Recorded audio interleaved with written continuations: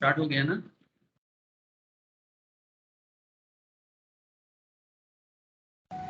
हाँ sir. Okay sir, good morning again to all of you.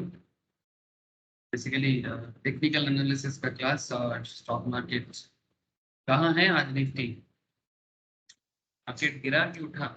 अभी तक क्या खबर है? बोलो सर। सर मार्केट तो कल से तो फिर डाउन ही आया है। कल से डाउन ही आता। ओके सर, बेसिकली ये डेली अप डाउन को हम लोग क्या बोलते हैं? As per Dow theory, daily जो मार्केट में अप एंड डाउन दिखता है या जिसको हम लोग वोलेटिलिटी कहते हैं, वोलेटिलिटी को हम लोग डेरिवेटिव मार्केट में स्टैंडर्ड डिवीजन कहते हैं, है ना सर? स्टैंडर्ड डिवीजन कहते हैं, है ना? तो बेसिकली ये जो डेली अप एंड डाउन है या डेली वोलेटिलिटी है, this is just a market noise. But क्या मार्केट नॉइज ट्रेडर के लिए अच्छा जगह है? बिल्कुल। Market noise very good place for trader. Noise पे ट्रेडर लोगों को अच्छा बेनिफिट मिलता है। बट हाँ, एक चीज़ क्या है कि आपको चेकलिस्ट फॉलो करना है ट्रेडिंग करने के लिए। जो पैरामीटर्स हैं, नॉर्मली हम लोग 6 चेकलिस्ट फॉलो करते हैं सर, ठीक है? आज मैं आपको फाइनलाइज करके दूंगा कि ये 6 चेकलिस्ट क्या होता है जिसको आपको फॉलो करना चाहिए। जिन लोगों ने अभी सारा चेकलिस्ट कंप्लीट कर लिया वो लोग तो मार्केट में ट्रेडिंग करना स्टार्ट कर दें, ठीक है? वेट ना करें, स्टार्ट करते हैं। जो भी प्लेटफॉर्म आप यूज करते हो, लाइक ज़ीरोधा, अपस्टॉक्स, आप लो जहाँ पर ब्रोकरेज थोड़ा कम है, आप स्टार्ट करो ट्रेडिंग करना। इंट्राडे करो, फ्यूचर एंड ऑप्शन ट्रेडिंग करो, बट स्टार्ट करो। और जो करते हो और अच्छे से करो। और जहाँ जहाँ जरूरत पड़े क्लास को देखो, रिवाइज करो, कॉन्सेप्ट को क्लियर करो, फिर आगे बढ़ो। ये सुनने में थोड़ा बोरिंग टाइप का लगता है, लेकिन ये बोरिंग चीज ही काम आता है। हड़बड़ी में जिंदगी में बहुत कुछ नहीं होता। जो बोरिंग चीज होता है ना, एक्चुअली हमारे एक टीचर थे सर, एक बहुत अच्छा बात कहा। वो बात मुझे मैं कभी नहीं भूल सकता। बोलते हैं कि जिंदगी में करना अच्छा क्या लगता, मतलब जिंदगी में अच्छा क्या लगता है? बोलते हैं कि जिंदगी में मतलब कौन सा चीज करना चाहिए? तो करना वो चाहिए जो करने को अच्छा ही लगे।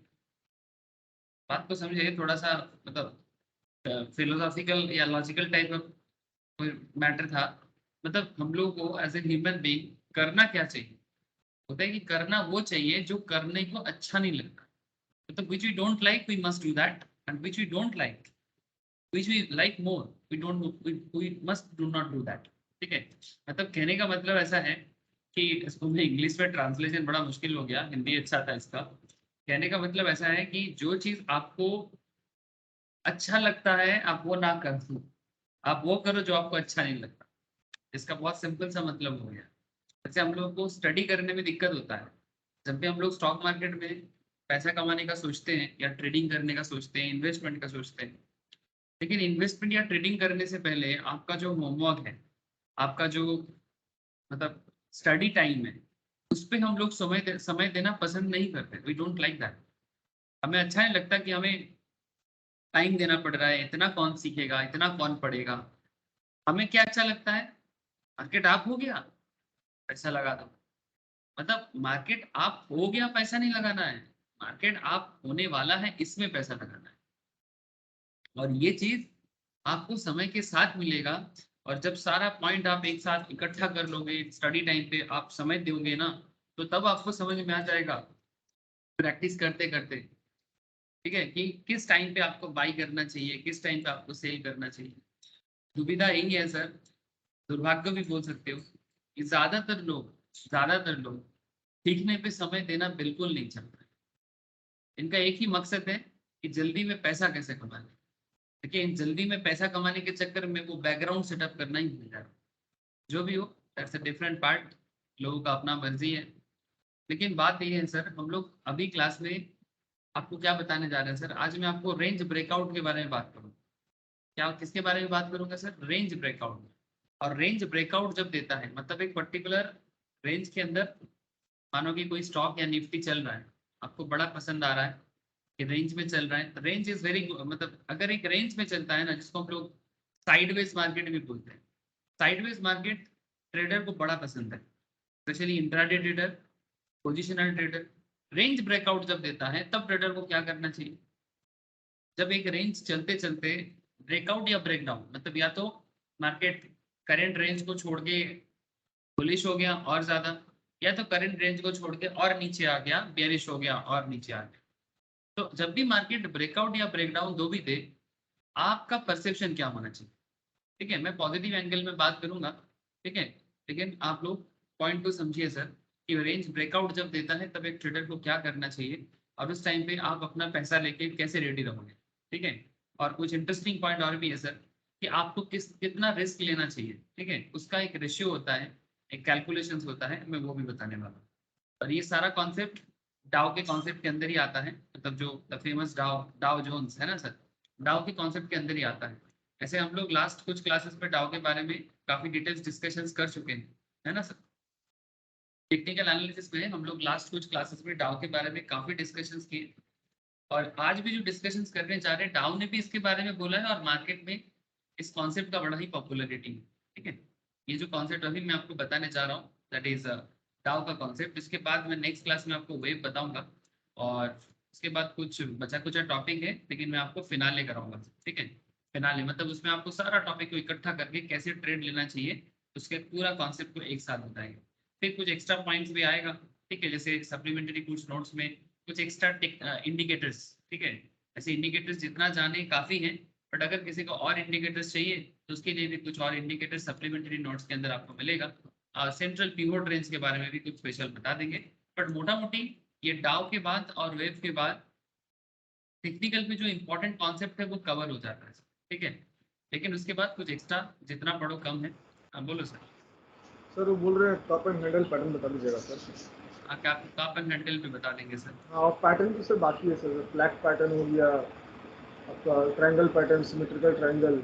अरे वही तो बता रहा हूँ सर, कुछ एक्स्ट्रा एक्स्ट्रा उसको इंडिकेटर्स बोलते हैं। ठीक है, ये सब कुछ एक्स्ट्रा इंडिकेटर्स एंड पैटर्न जो है सब भरा पड़ा है। ठीक है, कुछ एक्स्ट्रा पैटर्न है, मैं आपको सप्लीमेंट्री में बाद में बताऊँ।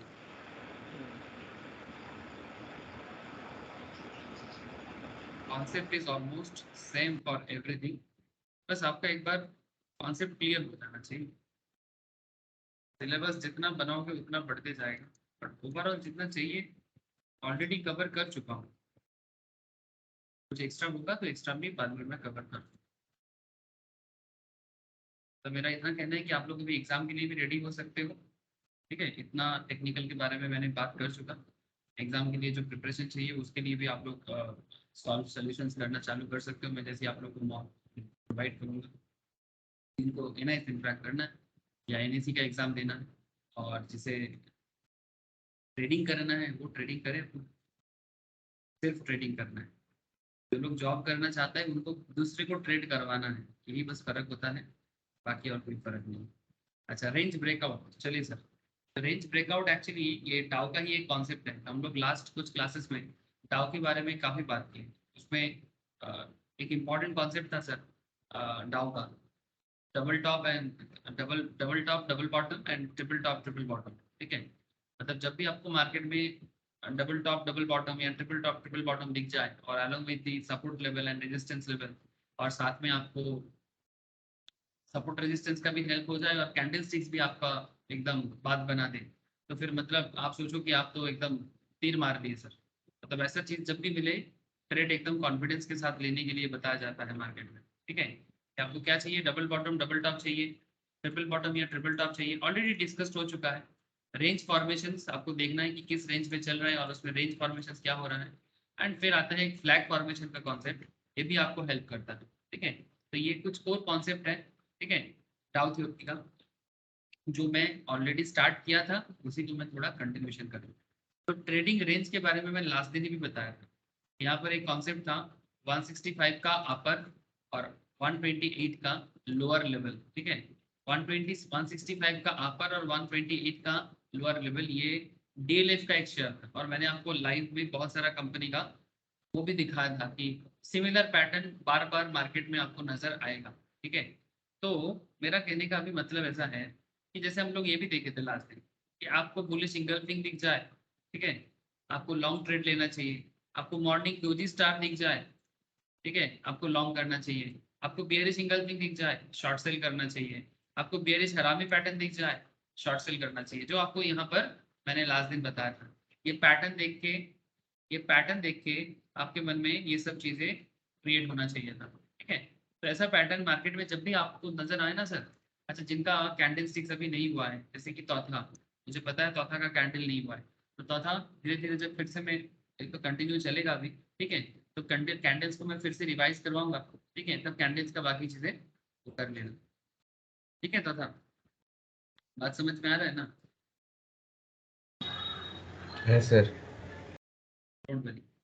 अच्छा तो नाउ अभी मैं थोड़ा लास्ट क्लास से थोड़ा मैं आगे जा रहा हूँ सर, रेंज ब्रेकआउट की तरफ जा रहा हूँ, ठीक है। रेंज ब्रेकआउट मतलब stocks do breakout of the range after being in the range for a long time, ठीक है। और ऐसा आज के डेट में नहीं, पहले भी देखा गया है कि कोई भी स्टॉक, कोई भी इंडेक्स एक रेंज में चलते चलते फिर ब्रेकआउट देता है, ठीक है। मतलब काफी दिनों तक, कभी कभी तो 1 साल 2 साल 3 साल तक एक ही रेंज के अंदर चलता है वो, मतलब आगे बढ़ता ही नहीं है, क्योंकि कोई ट्रिगर नहीं होता। क्या नहीं होता? कोई फंडामेंटल ट्रिगर नहीं होता। जब तक फंडामेंटल ट्रिगर नहीं मिलता है ना, स्टॉक ब्रेकआउट नहीं दे सकता, ठीक है। सो ये कॉन्सेप्ट मैंने लास्ट दिन भी थोड़ा समझाया था कि it is interesting to understand why stock trade in the range in the first place. पहले पहले ये जानना जरूरी है कि स्टॉक रेंज में क्यों चलता है, मतलब एक रेंज पकड़ के वो क्यों चलता है। यस, कोई क्वेश्चन लग रहा है मुझे, बोलो। हाँ सर, टॉपिक से नहीं है, लेकिन कल का जो गैप अप ओपनिंग हुआ ना सर, हाँ उसका हाँ हाँ, रीजन पता चला। अरे मुझे तो पता ही नहीं चला, आप लोगों को मैं पूछने वाला था, मैं तो हाँ, एक्चुअली ये कुछ खबर एक्चुअली ही नहीं सर था। ऑपरेटर मूवमेंट हुआ है सर। ऑपरेटर मूवमेंट हुआ, अच्छा। हाँ मतलब जो F eyes and D eyes है ना सर, हाँ हाँ, ह्यूज अमाउंट में लोग बाइंग किया है सर, अच्छा। उसके वजह से निफ्टी और बैंक निफ्टी आप ऊपर चला गया। हाँ, ऐसे ही रीजन नॉर्मली होता है, ऐसे फॉरेन इन्वेस्टर का काफी बाइंग रहा है लास्ट कुछ महीने से, ठीक है, न्यूज़ का सभी तो कोई स्टॉक मार्केट। इफेक्ट, लेकिन न्यूज़ का सर कोई कल का या परसों से कोई इफेक्ट नहीं है मंडे से, तो ये ऑपरेटर मूवमेंट ही हमको लग रहा है मैक्सिमम 90%। मुझे भी वही लग रहा है सर, मैंने अभी तक खबर नहीं ले पाया, टाइम नहीं ये एफ मिला। आईज एंड मैं डी आईज का ही इन्वेस्टमेंट था जिसके कारण वो कैप ओपनिंग कर दिया। इतना ज्यादा हो गया पर ओपनिंग हो गया, जरूरत से ज्यादा डिमांड क्रिएट हो गया ना, इसीलिए गैप अप। ओके सर, तो बेसिकली अब ये तो गैप अप गैप डाउन तो आप लोगों को पता ही है। रेंज ब्रेकआउट थोड़ा सा उससे डिफरेंट होता है, ठीक है। मतलब रेंज में क्या चलता है, मार्केट एक रेंज पकड़ के चलता है, फिर अचानक ये कुछ इस तरह का देखने में होता है, ठीक है। ये डीएलएफ का ही है सर, आप देख सकते हो, ये देखिए मार्केट एक रेंज में चल रहा है। ऐसा आप किसी भी स्टॉक में चेक कर सकते हो, किसी भी स्टॉक में, निफ्टी में भी देख सकते हो, बट पर्टिकुलर स्टॉक में ज्यादा अच्छे से समझ में आता है, ठीक है। कि कभी कभी ऐसा होता है, ये एक रेंज पकड़ के चल रहा है, ये इसका एवरेज लाइन है, तो कभी इस एवरेज लाइन से ऊपर जा रहा है, ठीक है, कभी इसके ऊपर जा रहा है, तो कभी उसके नीचे जा रहा है, लेकिन मोटा मोटी इसी रेंज के अंदर ये काफी दिनों तक रहा है। लेकिन उसके बाद इसका ब्रेकआउट, यहाँ पर भी ब्रेकआउट का कोशिश किया, ये देखिए यहाँ पर भी ब्रेकआउट का कोशिश किया, बट नाकाम रहा सर। ब्रेकआउट दिया था बट वापस पीछे नीचे आ गया सर। यहाँ पर भी देखिए ब्रेकआउट का चल रहा था सोच, बट नहीं हो पाया, लेकिन अल्टीमेटली सक्सेसफुल रहा यहाँ पर आके, यहाँ पर आके। अब क्वेश्चन इज दैट ऐसा आपको एक नहीं, ऐसा बहुत मिलेगा, ऐसा एक एग्जांपल नहीं, ऐसा मार्केट में आपको ढेर सारा मिल जाएगा। नाउ क्वेश्चन इज दैट कि पहले ये समझ लेते हैं, फिर मार्केट में ढूंढना चालू कर देंगे ना। काम ही क्या है मार्केट में, रिसर्च करना और देखना, जो सीख रहे हैं उसका उसको उसको वेरीफाई करना, और वेरीफाई करके उसके हिसाब से मार्केट में आगे का अप्रोच बनाना, है ना। तो पहले इसको सीख लेते हैं सर कि ये जो ब्रेकआउट के ऊपर बात चल रहा है, इस ब्रेकआउट में एक ट्रेडर का क्या सोच होना चाहिए और वो क्या करता है ऐसे सिचुएशन, ठीक है। Specially situations like this, situation like this, जैसे कि जो लास्ट ब्रेकआउट, मतलब लास्ट में जो ब्रेकआउट एक्चुअली सक्सेसफुल रहा है, बाकी तो ब्रेकआउट एक्चुअली अनसक्सेसफुल ब्रेकआउट है। मतलब आपको लग रहा था ब्रेकआउट होगा बट ब्रेकआउट दिया नहीं, ट्रेडर को लग रहा था मार्केट ब्रेकआउट देगा पर दिया नहीं, बट अल्टीमेटली थर्ड पॉइंट में आके ये सच का ब्रेकआउट दे दिया। नाउ क्वेश्चन इज दैट ये जो हमें डीएलएफ से नजर आया, ये जो हमें डीएलएफ से नजर आया, ऐसा मार्केट में किसी दूसरे स्टॉक में भी या इंडेक्स में भी देख सकते हो, ठीक है। इसे देखो, लास्ट कुछ दिनों से निफ्टी भी अपनी एक जोन पकड़ के चल रहा है काफी दिनों से, है ना। काफी दिनों से अपने जोन पकड़ के चल रहा है, निफ्टी भी ब्रेकआउट किया है, निफ्टी भी इस एरिया में। अगर आप 2021 में ये कोरोना का पीरियड के बाद यहाँ पर निफ्टी काफी दिनों तक कंसंट्रेट था। उसके बाद निफ्टी में यहाँ इस जोन में देखिए ब्रेकआउट आया, फिर वहां पर काफी दिनों तक कंसंट्रेट था, फिर और एक बार ब्रेकआउट आया। ठीक है, उसके बाद निफ्टी यहाँ पर चली, अभी अभी इसी रेंज में चल रहा है।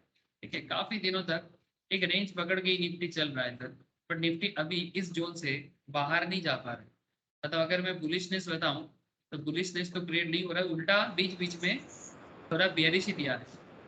हाँ बोलिए सर। सर लास्ट में देखिए सर डबल टॉप बना है, sorry double triple bottom top, बना है, हाँ डबल नहीं, डबल लास्ट में bottom, W W W. Double bottom, हाँ डबल बॉटम और बना है, डबल टॉप भी बना है।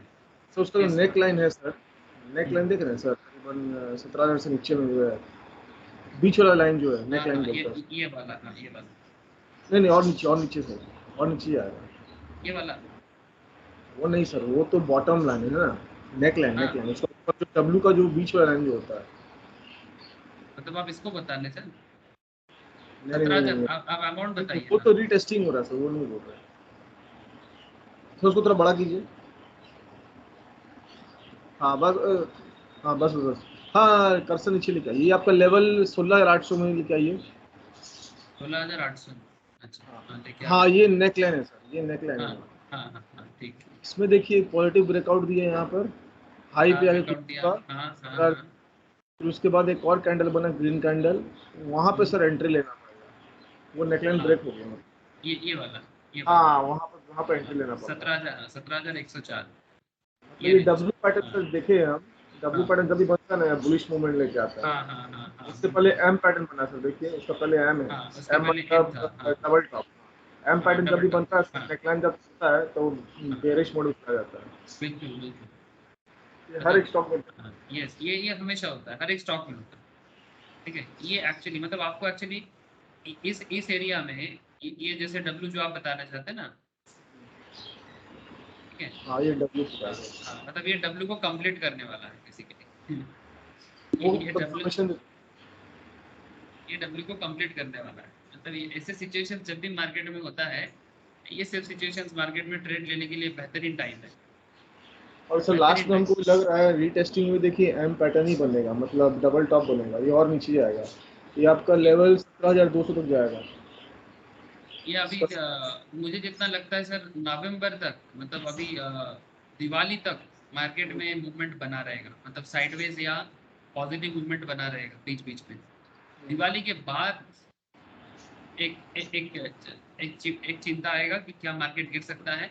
बट मुझे नहीं लगता कि अब अभी मार्केट में, इंडियन मार्केट में अगर कोई बड़ा सा कारण ना हो, कम से कम जनवरी तक इंडियन मार्केट में ना ऑलवेज एक पॉजिटिविटी नजर आता है। ठीक है, तो आज तो फेड का रेट भी डिसाइड होगा, रेपो रेट, रिवर्स हाँ रेपो रेट, जी। तो आज देखने का बहुत जरूरी है आप मतलब। यही देखना है, जीडीपी ग्रोथ भी 7% के आसपास रखा गया है। तो ये जनवरी तक मुझे चांसेस ये लगता है कि मार्केट क्रैश करने का चांसेस नहीं है, अगर कोई ग्लोबल पैरामीटर ना हो तो मार्केट बहुत धड़ाधड़ नीचे तक नहीं गिरेगा, इसी जोन में रहेगा। अगर जोन में रहते रहते मार्केट में कॉन्फिडेंस आ गया तो ये ब्रेकआउट दे देगा, अगर कोई नेगेटिव रीजन मार्केट में ग्लोबल लेवल में ना हो। तब देखने का लेवल ये है 17,200, अगर इसको अगर ब्रेक कर दिया तब तो और नीचे आएगा, अगर नहीं किया तब तो फिर ऊपर मांगेगा। ऊपर ही जाएगा। मेरा मानना है कि नॉर्मली अभी फेस्टिव टाइम है इंडिया में, और फेस्टिव टाइम में ना मार्केट सब बहुत जल्दी नीचे नहीं आता है सर। दिवाली दिवाली तक आप देखिए मार्केट साइडवेज रहेगा, दिवाली के बाद मार्केट में कुछ न ऐसे ही चलता जाएगा मेरे हिसाब से, और कुछ स्पेशल मिल गया तो मार्केट ब्रेकआउट दे देगा। ठीक है, अच्छा अभी वही बात है सर कि जिस पॉइंट पे बात कर रहे हैं हम लोग अभी, उसी पॉइंट पे एक ट्रेडर को करना क्या चाहिए, उसी के बारे में मेरा ये करंट डिस्कशन है कि एक डिटेल्स में जानकारी ले लेना चाहिए कि स्टॉक्स में जब ब्रेकआउट कॉन्सेप्ट क्रिएट होता है तो ट्रेडर को एक्चुअली करना क्या चाहिए। तो पहले हम लोग ये बात कर रहे थे कि stocks can trade in range for two reason. जब मार्केट एक रेंज में चलता है तब उसमें ट्रेड लेने का दो रीजन होता है। when there are no meaningful fundamental triggers that can move the stock, these triggers are usually quarter, annual results announcement, new product launches, company wise अगर बात करें तो जियोग्राफिक एक्सपेंशन बिजनेस का, मैनेजमेंट में चेंजेस जो मैं लास्ट दिन भी बताया था, जॉइंट वेंचर, कोई बिजनेस का जॉइंट वेंचर आ गया। ठीक है, जैसे रिसेंटली आपका एचडीएफसी और एचडीएफसी बैंक का हुआ था। ठीक है, कोई किसी को एक्वायर कर रहा है, जैसे रिसेंटली अदानी में देखा आप लोगों ने, शायद अदानी एंटरप्राइज में, हाँ अदानी ने हम लोगों ने देखा ना सर, अदानी ने क्या किया, एसीसी और अंबुजा को बाई किया ना। तो जैसे ही अदानी ने एसीसी अंबुजा को बाई किया, आपने देखा होगा अदानी एंटरप्राइज में क्या मूवमेंट, उससे पहले से ये चालू हो गया था, बट इसके बाद ये एक काफी पॉजिटिव मूवमेंट क्रिएट किया ये लास्ट कुछ दिनों से। ये देखिए ये अदानी एंटरप्राइज का है, ठीक है। अदानी सर ये एंटरप्राइज, पता नहीं है अदानी का क्या क्या न्यूज़ है सर, अदानी का अदानी एंटरप्राइज क्या न्यूज़ है सर, इसका क्या क्या एक्वायर किया? एसीसी एंड अंबुजा सीमेंट को बाई कर दिया। अरे बाबा, ठीक है? अदानी इसके अंबानी सब कुछ कर रहा है। ना तो और क्या करेगा, इनके पास इंफ्रास्ट्रक्चर है, इनके पास कैपिटल है, सरकार को मदद कर रहा है। ये देखिए सर, यहाँ पर देखिए, ये लास्ट ईयर जो लोग क्लास करता था, लास्ट ईयर मैंने अदानी के बारे में, ज्योति को शायद पता होगा, बेसिक्स में भी हम लोग स्पेशल केस स्टडीज करते थे। ज्योति याद है हम लोग अदानी के बारे में कितना डिस्कशंस किए हैं लास्ट ईयर क्लास में ही। ज्योति को मेरा आवाज आ रहा है क्या? सर नहीं है सर, लीव कर रही है। ज्योति लीव कर गया, अच्छा लगता है नेटवर्क इशू। ज्योति को शायद पता होगा। तो बेसिकली कहने का मतलब है कि लास्ट ईयर भी अदानी के बारे में मैंने बहुत बात किया था। उस टाइम पे अदानी का शेयर ऐसे ही 1500-1600 रेंज में चल रहा था एंटरप्राइज, ठीक है। उसके बाद कोई कोई किसी के पास था अदानी एंटरप्राइज, तो मेरे को पूछता था सर क्या करें, अभी रख दीजिए लंबा समय के लिए, ठीक है। तो जिन लोगों ने भी सुना है आज उसका गेन दिख रहा है, ठीक है। तो कहने का मतलब ऐसा है कि ये अदानी जैसे बिजनेस पे भरोसा कर सकते हैं, रिस्की थोड़ा है क्योंकि इसका बिजनेस थोड़ा हाई रिस्क लेवल में चलता है, लेकिन ये जब ग्रोथ देता है ना, चप्पड़ फाड़ के ग्रोथ देता है। और ये देखिए ये ग्रोथ दिया है लास्ट 1 साल में, ठीक है। 1 साल में क्या, उससे भी कम पीरियड में ये 1500 का शेयर अभी 3800 में जा रहा है। और रिसेंटली जो एक्विजिशन किया है, ठीक है, एसीसी अंबुजा का, उसके बाद ये रिसेंट ग्रोथ रेट है, ठीक है। ये देखिए सर ये 4 महीना ग्रोथ रेट है, 3 नहीं महीना नहीं, ये 3 महीने। सितंबर का 3 महीने का आप जो बता रहे हैं, ये तो जून जुलाई से जो ग्रोथ आया है, हाँ बहुत ठीक ज़्यादा है। दिखा है। मैं आपको बता रहा हूँ ये रिसेंटली एसीसी अंबुजा का जो एक्विजिशंस का खबर है, उसके बाद से ये सिचुएशन अभी क्रिएट हुआ। तो ठीक है, नाउ क्वेश्चन इज दैट, वही मैं बेसिकली यही कहना चाह रहा था कि स्टॉक में ब्रेकआउट किस टाइम पे आता है और क्या रीजंस बन जाता है। तो सर अभी रिसेंट जो एग्जांपल बताइए। एसीसी और अंबुजा को जो एक्वायर किया है, तो वो एक ही हाँ ग्रुप में ला देगा या अलग अलग से रखेगा? जैसे अंबुजा एसीसी का अलग अलग अलग स्टॉक है सर, हाँ, अलग अलग स्टॉक है, वही अलग तो अलग ही रहेगा।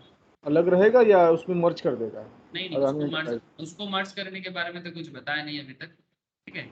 अदानी उसमें इन्वेस्टमेंट कर दिया। चौथा को शायद ज्यादा पता है, मैंने रिसर्च ज्यादा नहीं किया अभी। चौथा अंबुजा और एसीसी के बारे में कुछ स्पेशली कहा है क्या अदानी ने, कुछ खबर है तुझे तेरे पास? স্যার মার্চ করবে না, দুজনের তো মার্কেট শেয়ার আলাদা রয়েছে, ভ্যালুয়েশন মানে গুডউইল आलादा আছে দুটো। हाँ, दोनों का गुडविल अलग है, मुझे भी नहीं लगता मार्च करेगा, दोनों अपने लेवल में ही रखेगा। एटलीस्ट अभी तो नहीं करेगा, फ्यूचर में उसको पता। স্যার 2030 এর মধ্যে ডবল আপ করবে বলেছে দুটোকেই, মানে টেনে নিয়ে যাবে, শ্রী সিমেন্টকে নিচে নামাবে আর আল্ট্রাটেককে। जी, और अल्ट्राटेक अब देखो क्या करता है। ऐसे अदानी के पास एक सुविधा क्या है ना, उसके पास प्रोजेक्ट है, नेशनल इंटरनेशनल प्रोजेक्ट बहुत है, बिकॉज वो पोर्ट बिजनेस का पूरा जिम्मा ले लिया है ना। तो इंडिया में पोर्ट बिजनेस में उसका भी मोनोपोली है, क्योंकि कोई भी प्लेयर पोर्ट बिजनेस के कॉन्सेप्ट में टिक नहीं पाया। अदानी ही एक है जो अपने आप को पोर्ट बिजनेस के मामले में अपने आप को टिका पाया। सो ये एक बहुत बड़ा पैरामीटर है सर उसके लिए, एक बहुत बड़ा एक पॉजिटिविटी है कि पोर्ट बिजनेस में रिसेंटली वेस्ट बंगाल में भी तो आ रहा है सर, कुछ 15,000 करोड़ के आसपास का इन्वेस्टमेंट है। कितने का? 15,000 करोड़, 5,000 करोड़ कुछ হ্যাঁ something। স্যার হলদিয়াতে। हाँ, हल्दिया में, ताजपुर में भी है। हल्दिया में तो उसका ऑलरेडी प्रोजेक्ट चलता है, ठीक है, लेकिन वो छोटा मोटा प्रोजेक्ट है, 400-500 करोड़ का होगा। लेकिन अभी बड़ा प्रोजेक्ट आ रहा है सर ताजपुर में, दीघा के पास, ठीक है। वहाँ पर एक पोर्ट बनाएगा जो पूरा ईस्टर्न इंडिया का एक अनदर हब बनेगा इनपुट में। तो जॉब क्रिएशन भी होगा और इकोनॉमी के लिए भी अगर आप देखो तो अच्छा है, ठीक है। बंगाल में बहुत दिन कोई बिजनेस नहीं आया, तो बिजनेस आ रहा है, तो ठीक है, that's a different part of, बहुत सारा मैटर है। So when there is nothing exciting or nothing bad about the company, the stock tends to trade in a trading range. The range under these circumstances could be quite long lasting until a meaningful trigger occurs. Now second is in anticipation of big announcement. कभी कभी ऐसा होता है कि हम anticipate करते हैं कि बिग अनाउंसमेंट आने वाला है। तो when market anticipates a big corporate announcement, मतलब ये आपको कंपनी के साथ ना हमेशा रिसर्च में लगे रहना चाहिए कि कंपनी क्या कर सकता है, मैनेजमेंट रिपोर्ट पढ़ना चाहिए आपको मैनेजमेंट रिपोर्ट पढ़ना चाहिए। जैसे ये देखिए, मैं आपको अगर अदानी का ही बताऊं, अदानी का, ये अदानी पोर्ट का रिपोर्ट है, ठीक है। तो आप जब अदानी पोर्ट का रिपोर्ट पढ़ेंगे ना, तो आप फंडामेंटली अपने आप को काफी स्ट्रांग बना लेंगे और आपको पता चलेगा कि ये करना क्या चाहता है, इसका क्या फ्यूचर ऑब्जेक्टिव है। आपको उसके प्रति भरोसा भी करना चाहिए और साथ में वास्तव के साथ उसका मतलब एक कनेक्शन भी जोड़ना है, ठीक है। ये देखिए, ये मतलब पहले क्या किया है, ये देखिए पीपल रिसोर्सेज क्या है, एक्विजिशंस किसको किया है, आगे क्या सोच रहा है, कंपनी का मैनेजमेंट का सोच क्या है, ठीक है, ग्लोबल डेब्ट के बारे में क्या सोच रहा है। मतलब ये कंपनी अपने रिपोर्ट में सारा चीज बताता तो है, बट वो कितना वास्तव है, कितना प्रैक्टिकल है, वो आइडेंटिफाई करने का एक अलग ही तरीका होता है, ठीक है। ये देखिए ना, ये अदानी का करंट पोर्ट बिजनेस का, ठीक है, ये पोर्ट बिजनेस का है, ये अदानी पोर्ट बिजनेस का पूरा भारत में अभी अदानी कितना पोर्ट का मतलब माल का मतलब बेसिकली बिजनेस करता है, इसमें एक्सपोर्ट इंपोर्ट होता है, उसमें वेस्टर्न इंडिया में सबसे ज्यादा होता है, अरेबियन सी में ज्यादा सबसे ज्यादा करता है, ईस्टर्न इंडिया में थोड़ा कम है, तो इसका भी न्यू टारगेट यही है, इसीलिए बंगाल में इन्वेस्टमेंट आया है। ईस्टर्न इंडिया में इसका थोड़ा कम है। सबसे ज्यादा पोर्ट का काम करता है मुंद्रा पोर्ट में 264 मिलियन मेट्रिक टन का, जो अभी भारत का लार्जेस्ट कमर्शियल पोर्ट है वॉल्यूम पे, इतना ज्यादा कार्गो इसके थ्रू से आना जाना करता है और माल खाली होता है। तो इसी तरह से वेस्टर्न इंडिया में मुंद्रा है, हजीरा है, दिघी है, मरमागांव है, बिजनीगांव है, ठीक है। इसी तरह से सिमिलरली इधर भी कर रहा है अपना धमरा बोल के उड़ीसा में है, कोलकाता में अपना पोर्ट उतना अच्छा नहीं है अभी पहले जैसा, एक बनाना चाहता है ताजपुर में जिसका इन्वेस्टमेंट ऑलरेडी आ चुका है। इधर आपका कृष्णपत्तनम है, कट्टुपल्ली है, इन्नूर है, ठीक है। तो बहुत ही कम है eastern India comparatively, western India में काफी ज्यादा डेवलपमेंट है इसके बिजनेस का। तो आगे का क्या सोच है, कहाँ क्या बना रहा है, तो ये बिजनेस के बारे में जब आप सोचोगे ना, कोई भी बिजनेस, ठीक है, जिसका जो भी बिजनेस है, ठीक है, ये सब हम लोग फंडामेंटल में सीखते हैं ऐसे, ठीक है। जब फंडामेंटल एनालिसिस क्लास आप लोग करेंगे ना, तो कंपनी को कैसे रीड करना चाहिए, मैनेजमेंट को कैसे समझना चाहिए, ये धीरे धीरे आपको समझ में आएगा। और ये देखिए, मैं क्यों यहाँ पर फंडामेंटल को खींच के लाया, मैंने नहीं लाया सर, टेक्निकल पैरामीटर ही आपको बताता है कि मार्केट में जब ब्रेकआउट आता है तो ब्रेकआउट के पीछे कुछ फंडामेंटल रीजन रहता है, ठीक है। तो वही ब्रेकआउट जैसे आपको अभी अदानी एंटरप्राइज में भी दिखा, ठीक है, किस तरह से आपने देखा कि 1600 का शेयर कैसे 3700 में गया है, ऐसा बहुत सारा अपॉर्चुनिटी, लेकिन ये सब जेन्युइन रीजन में गया है, ठीक है। So anticipation, director based on the outcome of the announcement. Till the announcement is made, both buyers and sellers would be hesitant to take action and hence stock gets into the range. तो जब तक hesitation रहता है कि क्या कुछ आने वाला है, क्या कुछ आने वाला है, जैसे रिलायंस का काफी दिनों से मार्केट एक रेंज में चल रहा है, ठीक है, क्या कुछ होने वाला है, अभी कुछ होने वाला नहीं लग रहा है, इसीलिए रेंज में चल रहा है। अगर आप रिलायंस का भी अभी चेक करोगे ना, आपको दिखेगा काफी दिनों से एक ही रेंज में चल रहा है, बिकॉज कोई ऐसा न्यू प्रोजेक्ट के बारे में ऐसा कोई खबर उसका है नहीं। जब जियो के बारे में कॉन्सेप्ट चला था, उस टाइम पे ट्रिगर किया था, ये देखिए, ये रिलायंस का है, देख पा रही है, 2020 में इसने एक ट्रिगर दिया था और 2021 के टाइम पे उसका एक न्यू बिजनेस एक्विजिशन चला था, ये पेट्रोलियम बिजनेस के अंदर, उसमें एक ट्रिगर मारा था। ये ट्रिगर आने के बाद मतलब ये जोन के बाद आप देखो रिलायंस में एक साइडवेज जोन चल रहा है, ठीक है, और अभी उसी जोन के अंदर ये घुमा फिरा चल रहा है इसका। लेकिन अगर कोई मुझे पूछता है कि लॉन्ग टर्म में, सर लॉन्ग टर्म के लिए बाई करके रख लो 2-3 साल के लिए, है ना, विदाउट एनी चिंता, ठीक है सर, वो सब आगे बात करेंगे फिर से, फंडामेंटल क्लास में डिटेल्स बातचीत होता है ना। क्वेश्चन इज दैट, तो ये सब क्या है, ब्रेकआउट का अलग अलग सिनारियो, ठीक है। अब ये जो अलग अलग सर्कमस्टेंसेस है, ये जो अलग अलग सर्कमस्टेंसेस है, range under such circumstances can be short leave plastic until the announcement is made, जब तक announcement नहीं होता है। The stock after being in the range can break out of the range. The range breakout more often than not indicate the start of a new trend. अब जरूरी नहीं कि range breakout देता है तो न्यू ट्रेंड चालू हो जाएगा। The direction in which the stock will break out depends on the nature of the trigger, on the outcome of the event, and what is more important is the breakout itself and the trading opportunity it provides. A trader will take a long positions when the stock price breaks the resistance level. जब आपको upper level मतलब अपर दो level चलता है ना, एक support, एक average line, ठीक है, और एक resistance level.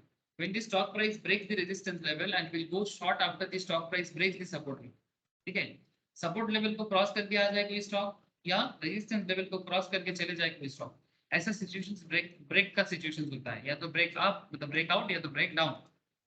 Now think of the range as an enclosed compression chamber. अब आपको समझना क्या है कि रेंज जो होता है ना स्टॉक का, उसको एक कंप्रेशन चेंबर की तरह सोचिए। इट्स लाइक मतलब जिसमें किसी को बांध के रख दिया गया, कंप्रेस कर दिया गया, where the pressure builds up on each passing day। हर दिन में उसका प्रेशर बिल्ड होता है। अगर थोड़ा सा भेंड उसको मिल जाए, थोड़ा सा सांस लेने का जगह उसको मिल जाए, the pressure eases out with a great force, and this is how breakout happens। However, the trader needs to be aware of the concept of false breakout। अब यही चीज मुझे आपको बताना था। कभी कभी ब्रेकआउट के नाम पे फॉल्स ब्रेकआउट होता है और एक ट्रेडर को इससे बच के रहना चाहिए।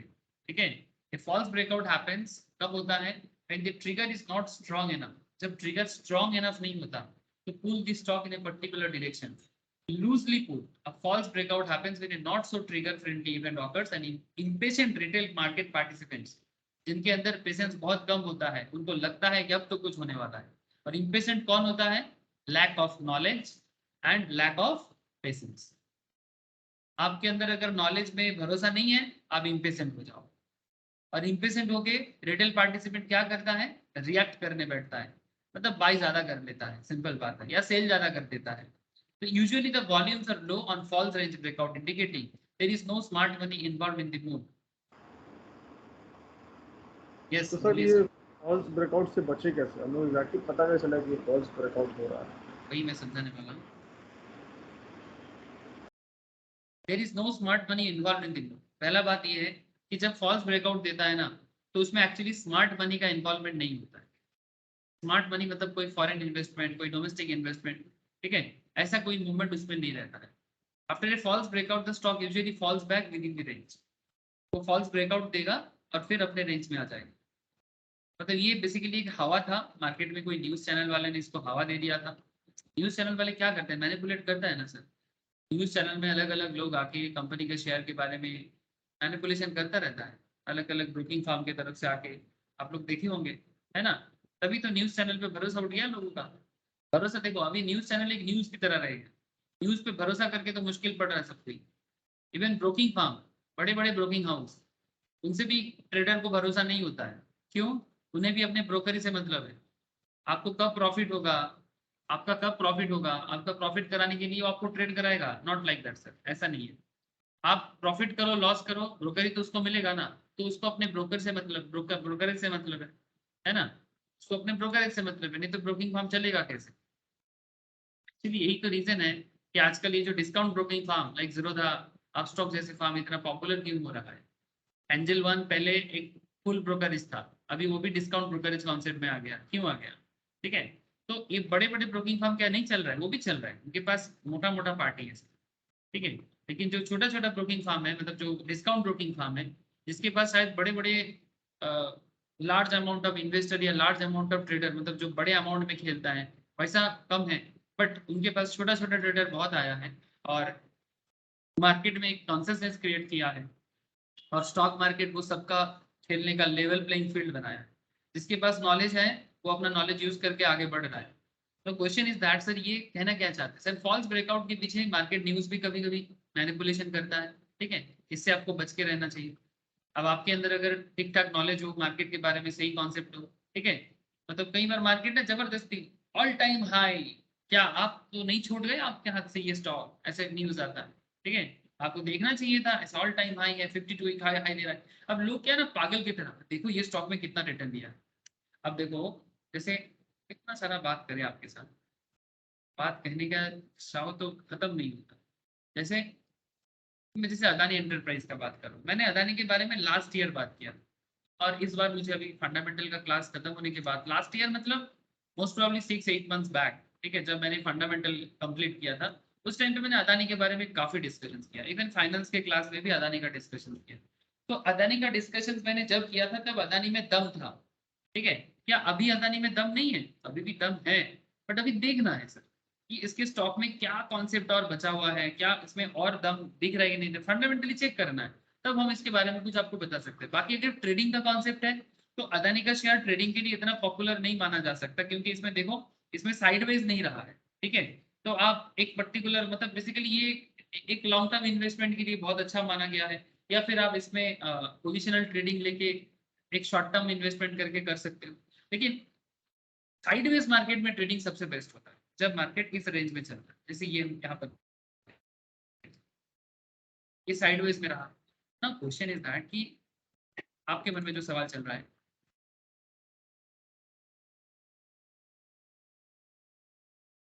क्या हो गया, नेटवर्क इशू है क्या?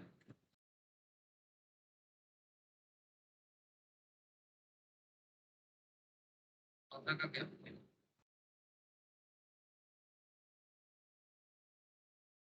एक सेकंड सर मूवमेंट मिल नहीं रहा सर, हाँ बोलो।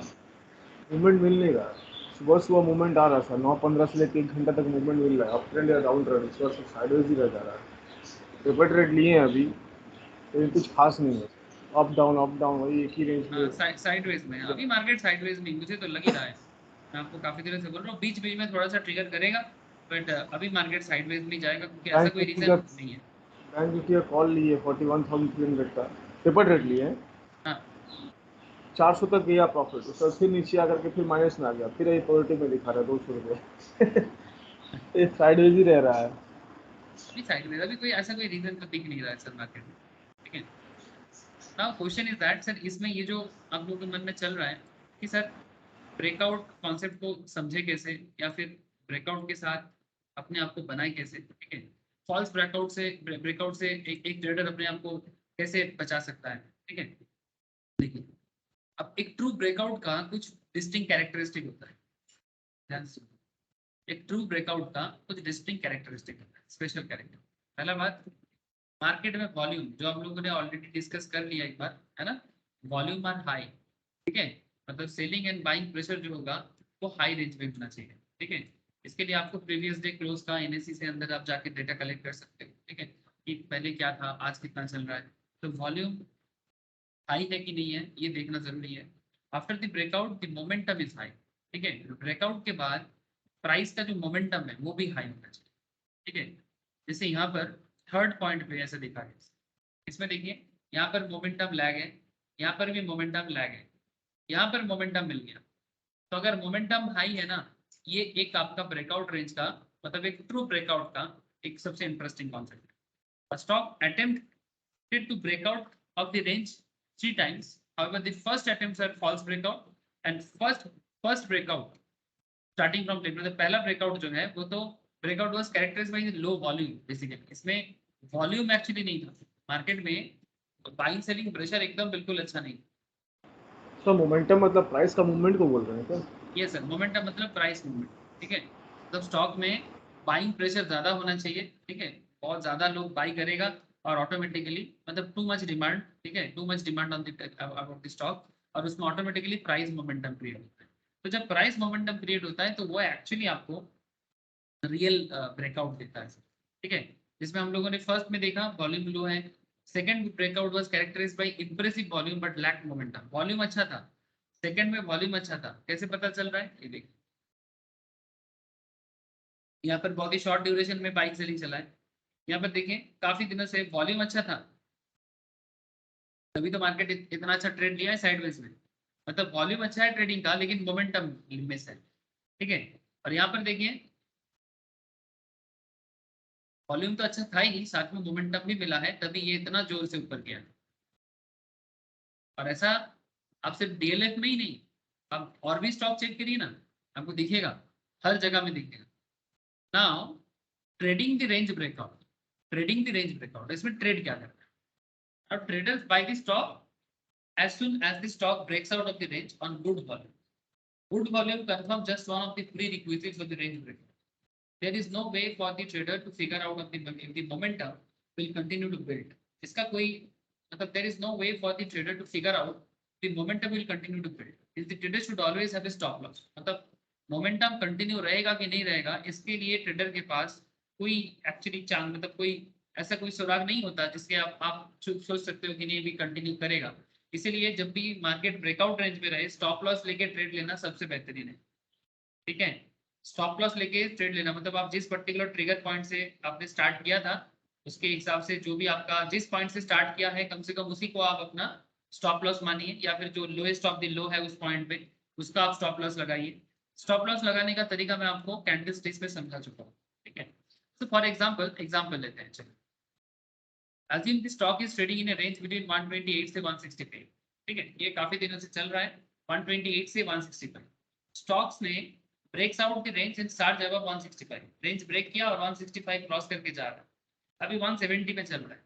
अब आपके मन में चल रहा है मोमेंटम ले लिया, लेकिन अगर ये मोमेंटम कंटिन्यू नहीं किया तो फिर आपको 165 में स्टॉप लॉस लगा देना चाहिए, आपको 165 में स्टॉप लॉस लगा देना चाहिए।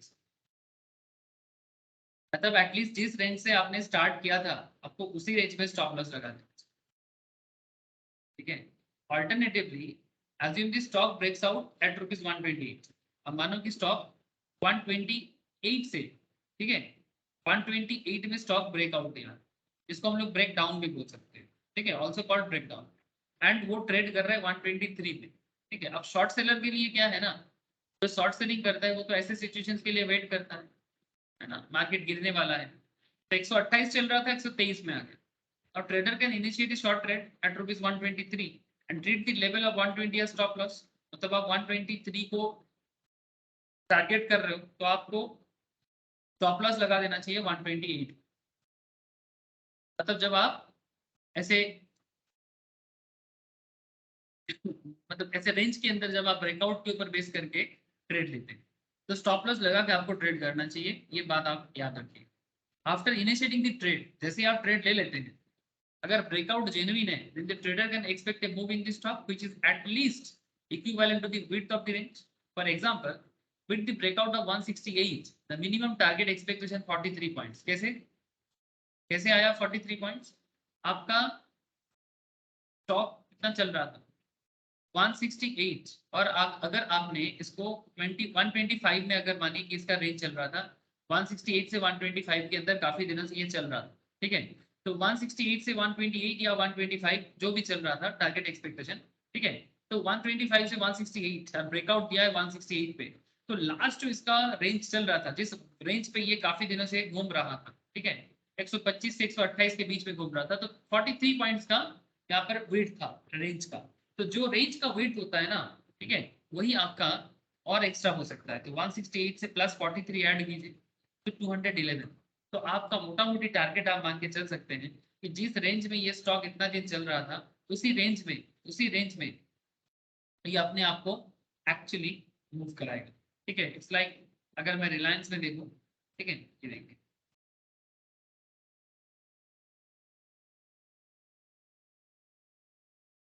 रिलायंस का मोटा मोटी 1800 से लेके 1830, ठीक है, 1830 से लेके कितना 2186 का रेंज चल रहा था, देखिए इस जोन पे। मैं साइडवेज मार्केट का बात कर रहा हूँ, आप इस साइडवेज जोन को देखिए, का मिनिमम और मैक्सिमम जोन को अगर आप देखेंगे 1830 से लेके मोटा मोटी 2200 का, मतलब 400 पॉइंट का है ना, 400 पॉइंट का यहाँ पर रेंज दिख रहा है ना सर, बताइए ना, ये 400 पॉइंट का डिफरेंस में ये चल रहा है। तो अगर कोई ब्रेकआउट में लेना चाहता है, ठीक है, से for example this is the point, ठीक है, एवरेज लाइन पे अगर कोई 2000 में लेना चाहता है तो रिलायंस का टारगेट कितना हो सकता है, ऑलमोस्ट 400-500 पॉइंट, जितना रेंज में उसका डिफरेंस चल रहा है, तो 400 तो वो टारगेट आप आराम से ले सकते हो। बाकी कुछ और पॉइंट होगा तो वो अलग पॉइंट, देखिए आप यहाँ पर देखिए हुआ भी है, जिस 400 का डिफरेंस के बारे में मैं बात किया ना, अब देखिए मार्केट 400 में ही यहाँ आके यहाँ पर देखिए कंसंट्रेट किया, दिख रहा है सर, हेलो, हाँ सर। 400 के सामने रहा, देखिए मतलब जिस रेंज से वो घूम रहा था ना इतना दिन से, उसी रेंज का जो डिफरेंस है अब उसमें और प्लस उतना ऐड कर दीजिए।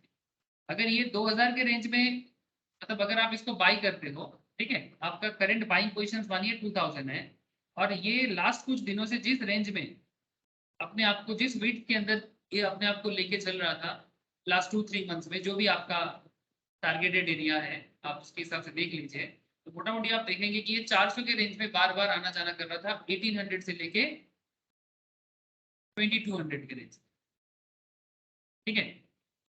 और जब इसका नेक्स्ट मूव आया ब्रेकआउट के बाद कितना तक जा सकता है उतना पॉइंट में, तो 2200 से 1800 निकालिए, 400 का डिफरेंस है और इधर 400 ऐड कर दीजिए, ये देखिए आखिर 400 के रेंज में जाके ही वो रुका, उसके बाद फिर ब्रेकआउट दिया, वो अलग बात, दैट्स अ डिफरेंट पार्ट।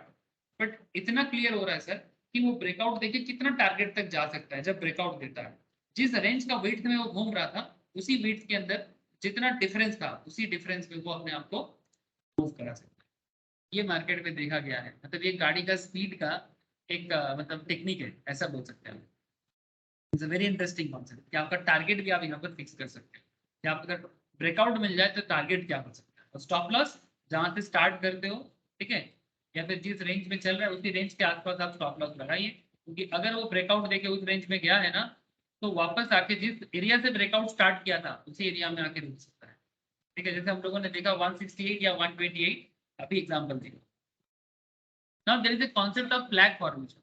अब देखिए ब्रेकआउट में ना flag formation. Now what is flag formation? The flag formation usually takes place when stock posts a sustained rally with almost a vertical or a steep increase in stock price. Flag patterns are marked by big move which is followed by a short correction. In the correction phase, the price would generally move within two parallel lines. Flag pattern takes the shape of a parallelogram or a rectangle. Okay, parallelogram or rectangle. Okay, and they have the appearance of a flag on the pole. ऐसा लगता है जैसे पोल में flag बना, मतलब देखने में ऐसा लगता है, ठीक है, जैसे कोई पोल है और पोल में फ्लैग बना, देखने में ऐसा लगता है, ठीक है। The price decline can last anywhere between 5 and 15 trading sessions. 5 से 15 ट्रेडिंग सेशन तक ये प्राइस डिक्लाइन करता है, मतलब एक मूवमेंट के अंदर आपको थोड़ा सा रिट्रेस बोल सकते हो आप, इट्स लाइक रिट्रेस, ठीक है। कैसे देखने में होता है, ये भारत पेट्रोलियम का एक स्टॉक से उठाया गया है, भारत पेट्रोलियम का एक स्टॉक का मूवमेंट से उठाया गया है। मार्केट ब्रेकआउट देके अच्छा लेवल में ये लेके जा रहा है, काफी लंबा एक लाइन बना है कुछ महीनों का, ठीक है, या ऑलमोस्ट 1 मंथ का था ये, ठीक है।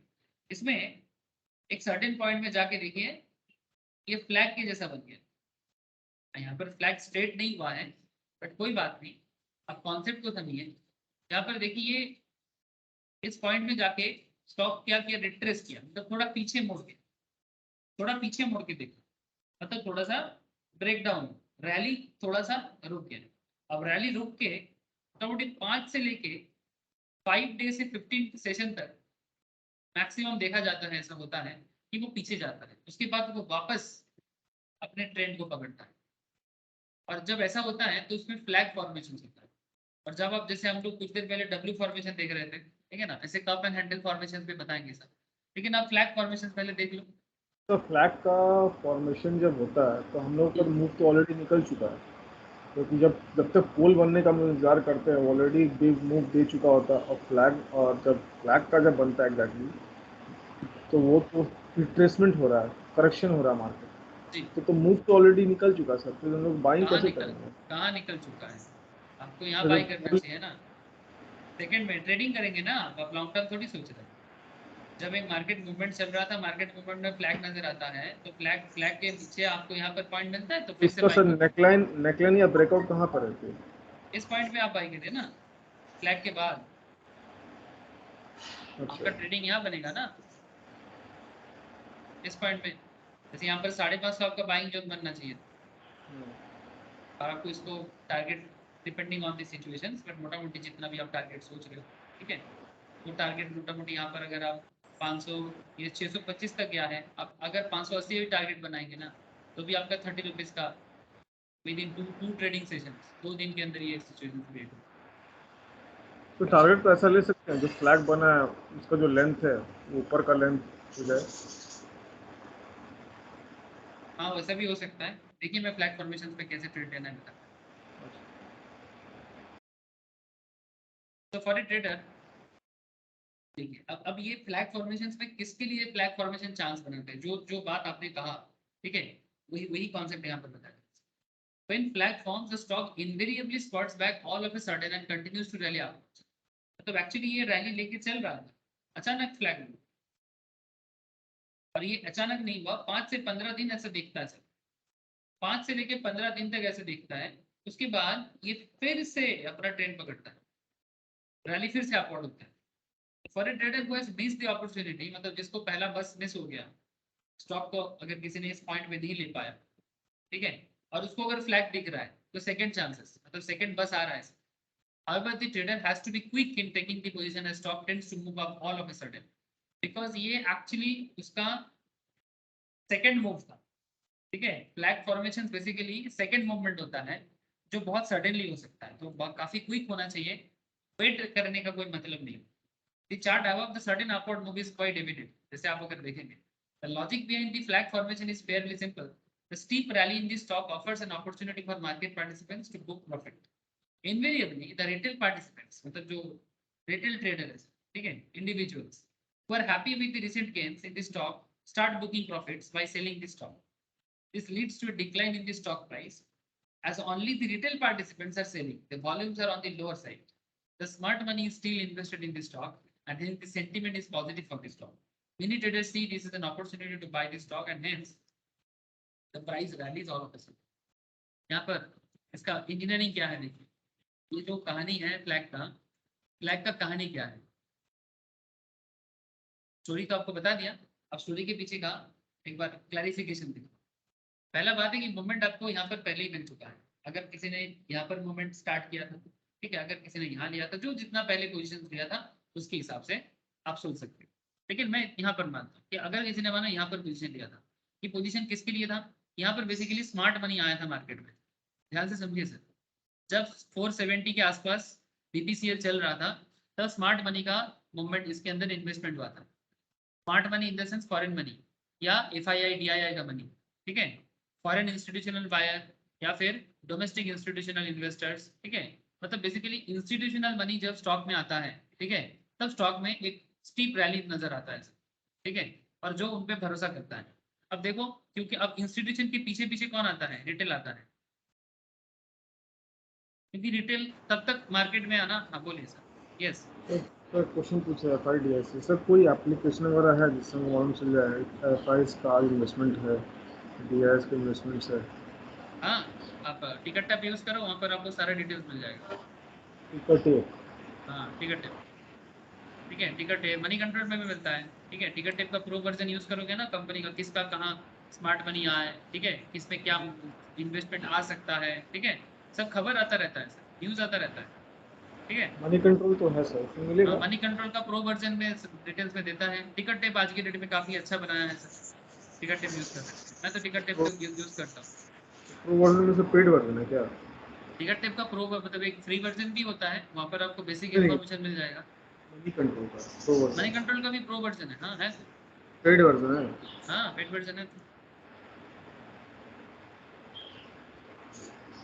एक और भी एक अच्छा एक है सर, उसका नाम है, उसमें भी न्यूज बहुत अच्छा देता है, उसका नाम है सर आपका, एक पहले वो अमेरिकन बिजनेस था, काफी अच्छा रिसर्च करता है। इकोनॉमिक टाइम्स का नहीं सर, न्यूज चैनल चलाता है, न्यूज में तो बेसिकली ब्लॉगिंग प्लेटफॉर्म है बट न्यूज में। अच्छा ठीक है, नाम याद आएगा ना, मैं आपको व्हाट्सएप में शेयर करूँ, कभी कभी मेरा मेमोरी काम नहीं करती, बताता हूँ। वो भी एक अच्छा चैनल है, उसमें भी काफी सारा इन्फॉर्मेशन पहले से आता है, इसमें ये इन्वेस्ट करने वाले हैं, इसमें फॉरेन इन्वेस्टमेंट आने वाला है, ठीक है, या इसमें फॉरेन इन्वेस्टमेंट कौन से फील्ड में फॉरेन इन्वेस्टमेंट, गवर्नमेंट क्या डिसीजन ले रहा है, कंट्री भी तो डिसीजन लेता है ना, कि कौन से जैसे जो लोग आप लोग इनमें से CS का क्लास करते हैं, जैसे चौथा एंड जो थी दोनों CS एग्जीक्यूटिव का क्लासेस भी करते हैं, कंपनी सेक्रेटरी का एज वेल एज चार्टर्ड का भी क्लास करते हैं।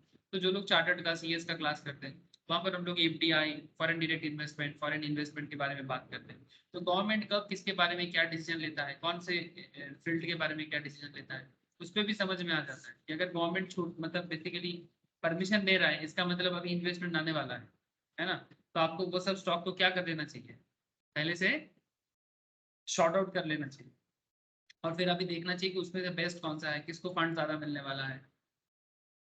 काफी रिसर्च का कॉन्सेप्ट है सर, ठीक है। जैसे रिसेंटली मैंने ये एक स्टॉक के बारे में मैंने बताया था ना, एक जिसका IPO आने वाला था, ये सिरमा सिरमा, उसके बाद ड्रीम फोक्स, ठीक है। ड्रीम फोक्स का एक रीजन था कि उसका मोनोपोली बिजनेस है, और बड़ा यूनिक बिजनेस है ड्रीमफॉक्स का। सिरमा का जो मैंने कॉन्सेप्ट बताया था कि सिरमा जो हार्ड डिस्क टेक्नोलॉजी वगैरह करता है, SSD वगैरह जो बनाता है, इसका कॉन्सेप्ट भारत में है, इसके जैसा प्लेयर और भी है, बट लेकिन गवर्नमेंट ऑफ इंडिया चाहते हैं कि भारत में ऐसा बिजनेस और बढ़े, बिकॉज बहुत लैग है, हम लोग मैक्सिमम चाइना से लेते हैं। तो गवर्नमेंट अभी मेक इन इंडिया पॉलिसी दी, तो सिरमा जैसे बिजनेस के लिए एक अच्छा पॉजिटिविटी मोमेंटम था, इसीलिए तो सिरमा में इतना अच्छा डेवलपमेंट आया है। तो ये आप लोगों को थोड़ा देखना चाहिए, तभी जाके आपको पता चल जाएगा कि कहाँ पैसा आ सकता है और कहाँ पैसा आने वाला है। ऐसे भी अगर आप टिकट टेप में जाओगे ना, तो फाइनेंशियल्स में जाओगे ना, आपको ऐसे भी नजर आएगा मतलब कि कब किसके पास कितना। दिखा दीजिए कहाँ पे है। ये तो टिकट टेप आप लिखिएगा, ठीक है, टिकट टेप के साथ जीरोधा स्टॉक्स का कनेक्शन है, ठीक है। अगर मैं रिलायंस में ही चलता हूँ, क्योंकि आज रिलायंस को लेके बात कर रहा हूँ मैं, रिलायंस में जाके आप होल्डिंग्स में जाइएगा। স্যার তাহলে বেদান্ত নিশ্চয়ই এখন আস্তে আস্তে উঠবে, ওরও তো স্যার একটা সেমিকন্ডাক্টর নিয়ে ইয়ে চলছে, हाँ हाँ গুজরাটে हाँ, প্ল্যান यस করছে यस यस বলেছে। यस बिल्कुल। वेदांता वेदांता को देख, वेदांता का शेयर का हालत खराब है, ठीक है, कुछ प्रॉब्लम में था, ठीक हो जाएगा। ये देखिए होल्डिंग दिख रहा है सर, ये देखिए प्रोमोटर होल्डिंग कितना है, म्यूचुअल फंड्स वाले कितना होल्ड करके रखा है, आधा डोमेस्टिक कितना होल्ड करके रखा है, फॉरेन इंस्टीट्यूशंस का ऑलमोस्ट 24% का शेयर होल्डिंग है, और बाकी हम आप जैसे लोगों का है 10 से 11%। सर ये तो प्रेजेंट होल्डिंग्स है, मतलब आने वाला टाइम में कुछ आने समय वाला टाइम में वो वो उसके लिए तो आपको न्यूज़ फॉलो करना पड़ेगा, ठीक है, कि आने वाला टाइम में कि कौन से बिजनेस पे और किसका होल्डिंग आने वाला है, और जो होल्डिंग भी है, अगर कल कोई होल्डिंग अपना हटाना भी चाहता है, ठीक है, उसका भी आपको खबर देखना पड़ेगा कि भाई सर क्या ये इस बिजनेस में, ये ठीक है। ये अगर पता हाँ चल जाए तो सोने पे सुहागा सर। हाँ, ऑब्वियसली कोशिश करें, ठीक है, कि मतलब देखिए ऐसे तो ये सब इन्फॉर्मेशन थोड़ा इंटरनल लेवल का इन्फॉर्मेशन होता है, इसके लिए आपको कंपनी का एनुअल रिपोर्ट देखना चाहिए, ठीक है, इसके ऊपर फोकस करना चाहिए। हाँ, थोड़ा सा जल्दी पता चलना मुश्किल होता है, बट फिर भी ये एक तरीका है, आप चाहो तो धीरे धीरे जितना आपका ऑब्जर्वेशन लेवल बढ़ाओगे ना मार्केट के ऊपर, तो आपको पता चलेगा कि मार्केट में कब क्या होने वाला है। कल अगर फॉरेन इन्वेस्टर का होल्डिंग कम हो जाता है, जैसे पेटीएम में रिसेंटली हुआ, ठीक है, पेटीएम में रिसेंटली ऐसा हुआ कि पेटीएम में अलीबाबा का होल्डिंग था, तो अलीबाबा ने पेटीएम का एक होल्डिंग, पेटीएम मॉल का होल्डिंग हटा दिया, तो खबर पहले ही आ गया था, ठीक है, और आने के बाद धड़ाधड़ पेटीएम गिरने लगा। पेटीएम मॉल का बिजनेस जो था उसमें फॉरेन जो चाइनीज ग्रुप है सर, अलीबाबा का इन्वेस्टमेंट था, ठीक है, तो अलीबाबा ने हटा दिया पेटीएम से इन्वेस्टमेंट, उठा विड्रॉल कर दिया, और विड्रॉल करते ही पेटीएम का शेयर और नीचे आ गया, वो जो 500 में चला गया था ना, वो वही सब रीजन काम कर रहा था। तो ये सब खबर आपको मिलेगा, और अगर आप इसका प्रो वर्जन वगैरह यूज करते हो तो न्यूज़ भी आपको मिलता है अपने आप स्टॉक्स में भी, न्यूज़ का अच्छा कॉन्सेप्ट है, जीरोधा में भी देता है, आज के डेट में हर ब्रोकिंग फर्म न्यूज़ देता रहता है, आप लोग को हमेशा फॉलो करते रहना चाहिए। স্যার জিরোদা দেয় তো ফিনশটের ওখান থেকে, हाँ মেলে পাঠিয়ে দেয়। हाँ, जीरोधा फिन शॉट में देता है, जीरोधा आपका उसका एक चलता है, क्या नाम है जीरोधा का, वो डेली एक कॉन्सेप्ट उसका चलता है, आप स्टॉक का भी ऐसा है, ठीक है, तो आप लोग वहां से रेगुलर न्यूज़ फॉलो कर सकते हो कि किस में क्या हो रहा है, नहीं हो रहा है, फॉलो करते रहिए, कुछ ना कुछ मिलता जाएगा सर। मार्केट में आप मतलब काफी रिसर्च और काफी स्टडी का मैटर है सर, मार्केट सबको मौका देता है। हाँ, इसीलिए मेरा मानना एक ही सिस्टम है सर, आप जान लो पहले, उसके बाद आपको अगर पता ही नहीं कि आपको करना क्या चाहिए, आप तो हवा में से कुछ वीडियोस और कुछ न्यूज चैनल के भरोसे नहीं होता सर, नहीं होता, ठीक है, मतलब आप लॉन्ग लॉन्ग रन में टिक नहीं पाओ, कभी कभी शॉर्ट टर्म में एक दो प्रॉफिट मार के अपने आप को थोड़ा सा भाई मतलब स्मार्ट हो गया, साड़ा बन गया, ऐसा नहीं। लेकिन अगर लॉन्ग टर्म में किसी को टिकना है ना मार्केट में, चाहे एज ए ट्रेडर हो एज एन इन्वेस्टर हो, you must have proper knowledge, और आपको क्या चीज जानना है उसके बारे में आपको प्रॉपर एक आइडिया होना चाहिए। तो जैसे कि अभी चलिए वापस आ जाते हैं फ्लैग फॉर्मेशंस, ठीक है, अब फ्लैग फॉर्मेशंस में क्या हुआ, मैं जो आपको बताने जा रहा था कि यहाँ पर ये फ्लैग फॉर्म हुआ क्यों, ये फ्लैग हुआ फॉर्म इसलिए क्योंकि जो रिटेल वाले हैं ना सर, हम आप जैसे लोग जो यहाँ पर बाई किया था, और यहाँ पर देखिए, यहाँ पर एक्चुअली पहले तो एक आपका स्पिनिंग टॉप फॉर्म हुआ था, स्पिनिंग टॉप के बाद एक इंगल्फिंग, एक बुलिश इंगल्फिंग क्रिएट हुआ, ठीक है, ऐसे प्रॉपर पैटर्न नहीं बोल सकते इसको, बट फिर भी नॉट बैड। देखिए सर प्रायर ट्रेंड अगर नेगेटिव हाँ। देखें, यहाँ पर एक बुलिश इंगल्फिंग क्रिएट, और उसके बाद मार्केट में जिसने भी यहाँ पर बाई किया उसने बड़ा खुश है, 475 में बाई कर लिया, वो बड़ा खुश है भाई प्रॉफिट बुक करें, वो यहाँ पर प्रॉफिट बुक करना चालू कर दिया 525 में, क्योंकि 50% का प्रॉफिट हो गया, और क्या चाहिए, वो भी 4-5 दिन में 50 का प्रॉफिट होते ही अब बंदा खुश। अगर 1000 शेयर में भी पैसा लगाया था, 1000 इंटू 50 लेके बड़ा खुशी मना रहे, अब वो तो खुशी मना रहे, तो इस यहाँ पर इसीलिए जो सेल प्रेशर क्रिएट हुआ ना, इसलिए, ठीक है, बिकॉज ये शॉर्ट टर्म प्रॉफिट बुकिंग था। लेकिन यहाँ पर एक्चुअली रिटेल पार्टिसिपेंट्स ने सेल, तभी फ्लैग फॉर्म हुआ है। अगर यहाँ पर आपका स्मार्ट मनी अगर सेल करता ना, तो ऐसा नहीं होता वो ऐसा आता, तब फ्लैग फॉर्म नहीं होता, और स्मार्ट मनी का मूवमेंट को देख के बाकी लोग भी पीछे पीछे रिटेल वाले भी चालू हो जाता सेल करना। ठीक है सर, तो ये रीजन काम करता है सर, ठीक है। तो many traders see this is an opportunity to buy back the stock. अब क्या है ना, जब फ्लैग फॉर्म हुआ है तो ये सेकंड अपॉर्चुनिटी है ट्रेडर के लिए कि भाई पहले मिस हो गया था, यहाँ पर देखो फ्लैग फॉर्म हुआ है, मतलब स्मार्ट मनी अभी भी मार्केट में है, तो आप स्मार्ट मनी के भरोसे यहीं पर बाई कर लो sir. 525 is the perfect zone, buy करो और लगा के रखो, ठीक है। लेकिन देखो यहाँ पर जाके फिर से एक सेलिंग मोमेंट चालू हुआ है, ठीक है, लेकिन प्रॉपर फ्लैग नहीं बना है, बनने का कोशिश कर रहा था बट नॉट प्रॉपरली हुआ, ठीक है। तो आप यहाँ पर भी जाके अगर आपको लगता है मार्केट में कुछ प्रॉब्लम चल रहा है, जैसे यहाँ पर देखिए, ठीक है, यहाँ पर अगेन एक आपका बियरिश इंगल्फिंग क्रिएट हो गया है, देखिए हो गया ना बियरिश इंगल्फिंग। हेलो, हाँ सर, बस क्या कर रहे हो आप, बियरिश इंगल्फिंग देख लिया मतलब बेच दो, कंफर्मेशन दे दिया और शॉर्ट हो गया। कंफर्मेशन दे दिया।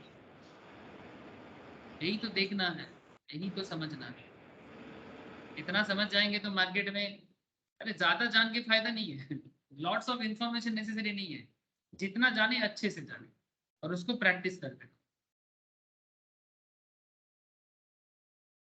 There is another concept of risk reward to risk ratio, मतलब यहाँ पर कॉन्सेप्ट ये बोलता है सर कि कितना आपको रिस्क लेना चाहिए रिवॉर्ड पाने के लिए। The concept of reward to risk ratio is the generic and not really specific to Dow, ये एक जनरल कॉन्सेप्ट है, डाउ के साथ इसका कनेक्शन नहीं है। It would have been apt to discuss this under trading system and risk management. इसके ऊपर में actually risk management and trading system में भी इसका डिस्कशन होता है। However, आपको एक बार बता देना चाहिए कि RRR finds its applications across every type of trading, ठीक है, be it trades, technical analysis, investment through fundamentals, हर जगह में, ठीक है। इसलिए RRR का कॉन्सेप्ट बहुत ही वाइटल है। The calculation of the reward to risk ratio is very simple, and इसके लिए आपको थोड़े डिटेल्स देखना चाहिए। Short term long trade, short term long trade मतलब शॉर्ट टर्म बाई, ठीक है। लॉन्ग ट्रेड का मतलब क्या होता है, लंबा नहीं, लॉन्ग ट्रेड का मतलब बाई करके सेल करके लॉन्ग बोलते हैं, ठीक है, और सेल करके बाई करने को शॉर्ट, ये हम लोग फ्यूचर एंड ऑप्शंस में भी देखते हैं। अब आपका एंट्री प्राइस बता रहे थे 55.75 और आपका स्टॉप लॉस बता रहा है 53.55, एक्सपेक्टेड टारगेट बता रहा है 57.20। एक एग्जांपल है, एंट्री 55.75, स्टॉप लॉस लगा तो 53.55 में और टारगेट है आपका 57.20। Now on the face of it consider it is a short term trade, the trade looks alright, मतलब ये बेसिकली एक इंट्राडे ट्रेडिंग है, ठीक है। And let us inspect this part, what is the risk that trader is taking. आपने enter कर रहा है सर 55.75 में और अपना स्टॉप लॉस लगा रहे हो 53.5 में, मतलब आप 2.2 लॉस खाने के लिए रेडी हो, और उसके बदले में आपको रिवार्ड कितना मिलेगा 57.2 माइनस 55.75। ये बहुत ही इंटरेस्टिंग कॉन्सेप्ट है सर, लोग गलती कर बैठते हैं। आपने 1.45 गेन के लिए 2.2 का लॉस के लिए रेडी हो, this means for a reward of 1.45 trader is risking 2.20, the 1.45 by 2.2 that is 0.65, ये आपका RRR रेशियो है, ये आपका RRR risk to reward to risk ratio है आपका, and it is not clearly this is not a great trade. ये 0.65 का RRR great trading opportunity नहीं है। 1.5% प्रॉफिट के लिए 2% 20 पैसा गंवाने का इच्छा रखना स्मार्ट ट्रेड नहीं है, कर सकता है कोई बट नहीं, अच्छा नहीं है। गुड ट्रेड कैसा होता है, Good trade should be characterized by a breach RRR. In other words, for every one you risk on a trade, your expected return should be at least 1.3. 1% 30 पाने के लिए 1% का लॉस खाना चलता है। अगर आपको 1% 30 पैसा मिलता है और 1% आपका गेन होता है तो ठीक है। अब कैसे है समझा दीजिए। एंट्री आपका 107 है, स्टॉप लॉस 102 है, एक्सपेक्टेड टारगेट 114 है, तब जाके आपको ऐसा मिलेगा। 107 से 102 को हटाओ 5, मतलब आप लॉस खाने के लिए रेडी हो। ₹5 प्रॉफिट कितना चाहते हो 7। RRR in this case 7/5 कितना हो गया 1.4। This means for every ₹1 of risk the trader is assuming he is expecting ₹1.4। Her 1% risk के लिए वो 1% 40 पैसे कमा रहे हैं and this is not a bad deal। और एक ट्रेडर को ऐसा ट्रेड करना चाहिए कि आपका टारगेट कितना है और आपका स्टॉप लॉस, मतलब आप लॉस कितना खाने के लिए आप रेडी हो, ठीक है। The minimum RRR threshold should be set by each trader based on his or her risk appetite। अब यहाँ पर अलग अलग ट्रेडर का अलग अलग रिस्क कैपेसिटी होता है, उसके ऊपर डिपेंड करके उसको रिस्क लेना चाहिए। मेरा मानना है कि अगर आप ठीक ठाक जानते हो तो 1.5 इज बेस्ट, मतलब for every 1 rupee you risk आप 1.5% कमाने का ताकत है, ठीक है। 1 के रिस्क में फॉर एवरी 1 रुपी रिस्क में लगा के 1.5%। तो some would refer RRR to be at least 1.25. Ultra cautious trader would refer RRR to be upwards of 2, meaning every ₹1 of risk they would expect to list at least 2 as reward। तो वो ultra cautious हो गया, वो जरूरत से ज्यादा cautious हो गया। बट पॉपुलर कितना है सर 1.5, 1.4, 1.3 ये ज्यादा पॉपुलर है। A trade must qualify the trader RRR requirement। Remember, a low RRR is just not good in trade। जैसे कि 0.65 आया था। Ultimately, if RRR is not satisfied, then even a trade that looks attractive, भले ही कितना भी attractive दिखे आपको, you must drop the trade and it is just not worth the risk। आपको रिस्क नहीं लेना चाहिए। To give you a perspective, think about the hypothetical situations। चलिए, आपको मार्केट में bearish engulfing दिखा, जो आपका सबसे पसंदीदा कैंडलस्टिक्स है। किसी भी ट्रेडर का मार्केट में सबसे पसंदीदा या सबसे चॉइसेबल कैंडलस्टिक्स है bearish engulfing। A bearish engulfing pattern has been found right at the top end of the trade। The point at which the bearish engulfing pattern has found also marks a double top formation। साथ में आपको double top का भी दिया है। The volumes are very attractive as they are at least 30% more than the 10-day average। Last 10 दिन के average में आज वॉल्यूम 30% हाई जा रहा है। NSE के साइड में आपको इसका डिटेल्स मिल जाएगा। Near the bearish engulfing pattern, high the chart is showing medium term support। आपको मीडियम टर्म सपोर्ट भी दिख रहा है, मतलब आपको सपोर्ट भी मिल गया, बेयरिश इंगल्फिंग भी मिल गया, ठीक है, सब चीज आपको दिख रहा है। तो in the above situations every seems perfectly aligned to short trade. Assume the trade details are as follows. Entry 765.67, stop loss 772.85, target 758.5। तो शॉर्ट सेल कर रहे हैं सर, अभी तो बेयरिश इंगल्फिंग का बात हो रहा है। तो आपने रिस्क कितना लिया 772.85 से 765.67, ये आपका एंट्री और टारगेट के बीच का, सॉरी स्टॉप लॉस के बीच का डिफरेंस है। तो स्टॉप लॉस माइनस एंट्री करके आप रिस्क कैलकुलेट कर, तो आपने बेसिकली कितना रिस्क पॉइंट लगा 7.18। रिवार्ड कितना है आपका 7.17, 765.67 और टारगेट है आपका 758, एंट्री माइनस एग्जिट। तो आपका RRR कितना आया 7.17 by 7.18 -1। नाउ सर तो नेगेटिव में आ गया। हाँ सर, ठीक है। तो कहने का मतलब यही है sir, as I mention negative earlier, में सब मेरा RRR एक सेकंड, 7 पॉइंट नेगेटिव आया कि जस्ट 7.17 डिवाइडेड बाय 7 पॉइंट कितना आया रे 7.17 डिवाइडेड बाय 7.9 नहीं से नेगेटिव नहीं आया, ये बेसिकली 0.99 एक आया सर। इसको नेगेटिव साइन नहीं बोलेंगे, ये अप्रॉक्स 1 है सर, नेगेटिव सॉरी मैं भी नेगेटिव पढ़ लिया, नेगेटिव नहीं 1 आया सर, 1 इट्स जस्ट लाइक 1 नहीं है। 1 रुपए वही कॉन्सेप्ट हो गया ना, 0.99 है तो मतलब 1 रुपए इन्वेस्ट करके 0.99 का रिवॉर्ड लेना है, तो मतलब नलिफाइड हो गया, लिखा है तो no risk no gain. No risk no gain, Sorry, no profit, no loss. almost. ठीक है, so I do have a stringent RRR requirement of at least 1.5 for this reason, even though the trade looks great. ये जो trade था अच्छा दिख रहा था, है ना, ट्रेड खराब नहीं था, एंट्री था 765 में, टारगेट है 758 का, बट आपका स्टॉप लॉस है 772 का, तो अगर आपको कितना भी अट्रैक्टिव दिखे आपको नहीं जाना चाहिए। सो कहने का मतलब ऐसा है कि आपका ट्रेड कितना लेना सही रहेगा, इसके लिए ग्रैंड चेकलिस्ट है। अब मैंने आपको सारा मेन पॉइंट बताया, अब कुछ एक्स्ट्रा पॉइंट धीरे धीरे बात कर लेंगे सर क्लास में, बट एक ट्रेडर को जो चीज जानना चाहिए उसका लाइन आपको अभी मिलेगा। हम लोग सारा पॉइंट के ऊपर डिस्कशंस कर चुके हैं। अब कुछ एक्स्ट्रा पॉइंट जैसे कि अलग अलग कुछ कैंडल्स, अलग अलग कुछ आपका पैटर्न्स, अलग अलग कुछ आपका क्या बताए पिवोट रेंज टाइप का कुछ पॉइंट्स है जो एक्स्ट्रा टॉपिक मान सकते हैं या कुछ एक्स्ट्रा आज के डेट में नॉलेजेबल एरिया है, बट जो एक ट्रेडर को जानना चाहिए वो चेकलिस्ट आपके सामने है। टोटल 6 चेकलिस्ट होना चाहिए, आप देखिए 6 चेकलिस्ट है।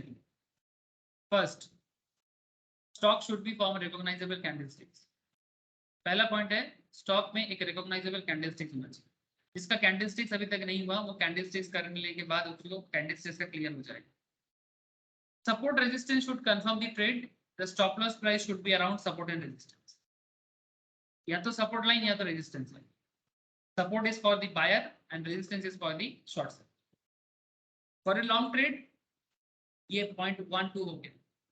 For the long trade, the low of the pattern should be around the support. For a short trade, the high of the pattern should be around the resistance. जिनका ये सब topic नहीं हुआ है वो बाद में करेगा सर और क्लैरिटी आ जाएगी। Volume should confirm, point 3। Sir वो समझ नहीं आया सर, फॉर लॉन्ग ट्रेड और शॉर्ट ट्रेड वाला। अरे सर ये तो करके आए सर, ये तो रिवाइज हो गया आपका। क्या है लॉन्ग सर ट्रेड जब बताइए। लॉन्ग मतलब क्या, आप आज बाई करते हो, बाई करके ठीक है, चलता है ना। तो अगर आप बाई करते हो तो लॉन्ग ट्रेड है। The low of the pattern should be around the support, मतलब आपका जो पैटर्न फॉर्म हुआ है, ठीक है, तो जो कैंडल फॉर्म हुआ है, ठीक है, मानो कि एक आपका एक मैं एंगल्फिंग ले लेता हूँ, तो एंगल्फिंग का जो लोएस्ट पॉइंट है, ठीक है, जो लोएस्ट पॉइंट है वो अगर सपोर्ट के साथ मैच करता है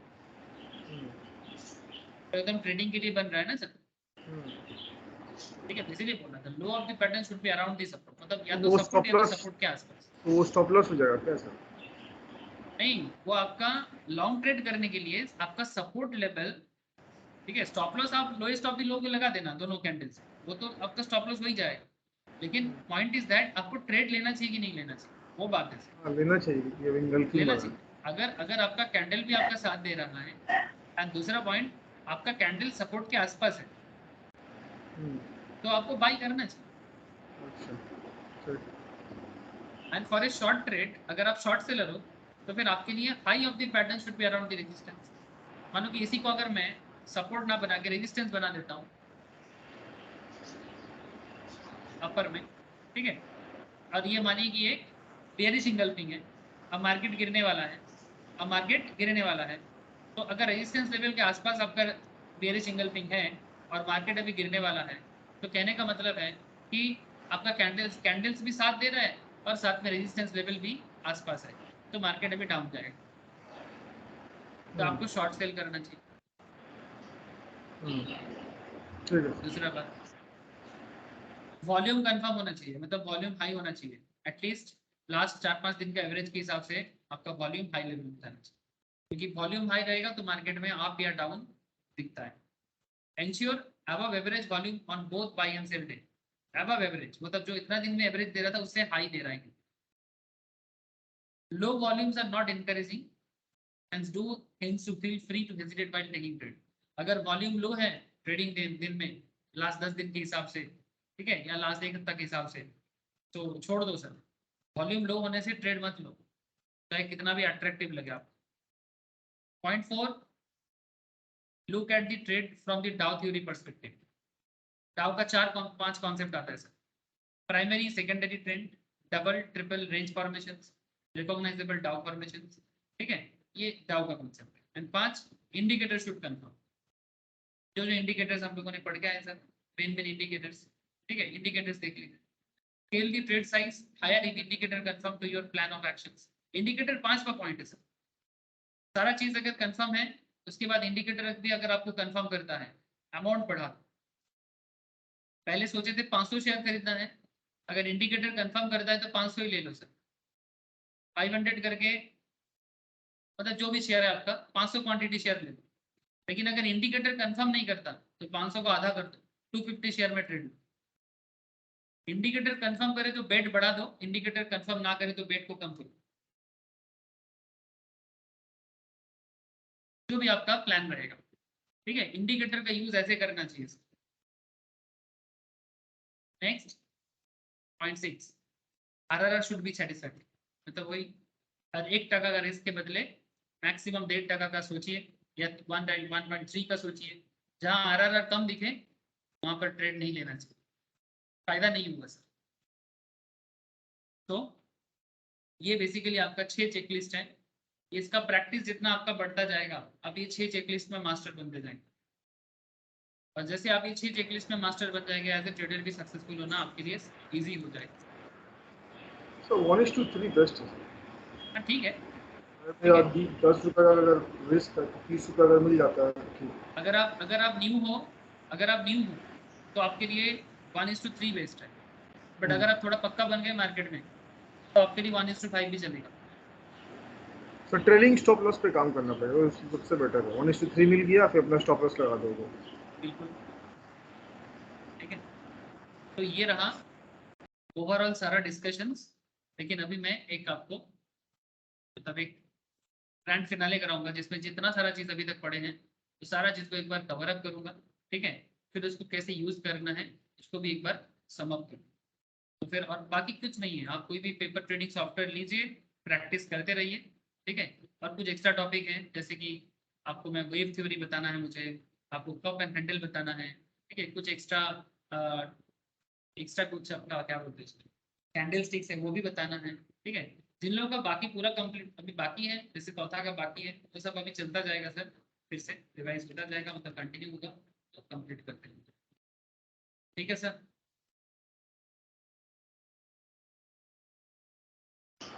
सर निफ्टी में तो कोई ऑप्शन ट्रेड बन ही नहीं रहा सर, ना कॉल ना पाई। 41 का मूवमेंट दिया कल, बताइए।